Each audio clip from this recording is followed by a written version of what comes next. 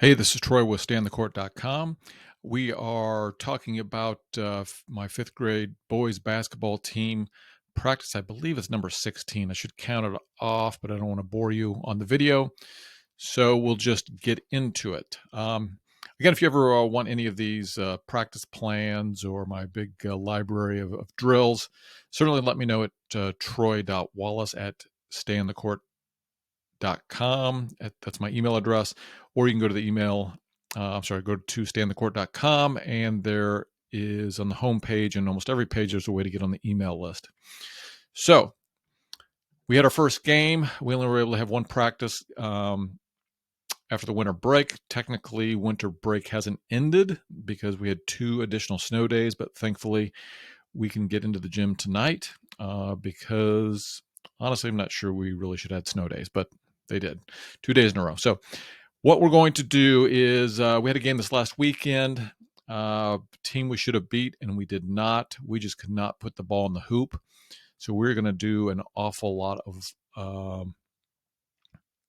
layup drills because we probably should have won by 6 to 8 points and ended up losing by 2 because we just couldn't make our layups. So we're going to do a lot of variations on layup drills. So I've got a few here. One's called a diamond drill, Demathit Finishing Drill, or one where I just kind of do a hard bounce pass as they come hard to the hoop. They've got to collect the ball and get the ball into the hoop on a layup. If we have time, 2 feet layups, 1-versus-1 Foster drill, which is just basically playing 1-versus-1. And again, we will really hit hard the layup. So I will also probably, I'm going to do something called some key fast passing. It's a drill I found earlier this week, and just like the feel of it, it's fast paced. They claimed you can get 81 passes in a minute. I'm going to set ours at about 30 passes in a minute, but hopefully should get the blood pumping to start the practice off. Then we may go into, depending how tired they get doing that drill, we'll go into some sort of 5-man full transition, either passing or a full court drill. I may do it with sets of 4 because I'm finding we're on the small court. Going 4-on-4 works a little bit easier. Now today, I think we might have a full middle school gym to ourselves. So we will definitely do 5-man drills. All right, so get some of that done. Then a lot of these drills are variations of different types of layup drills.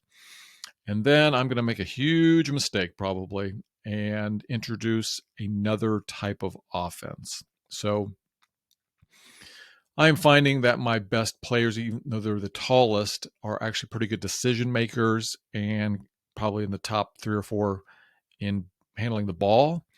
And I've had them buried down at the 4 and 5 spots in a 5-out offense, and we just tend to have a harder time getting to a progression to get them involved. So I'm going to do a Princeton Chin Series, which is bringing a 5-man up to about the free throw line as a high post.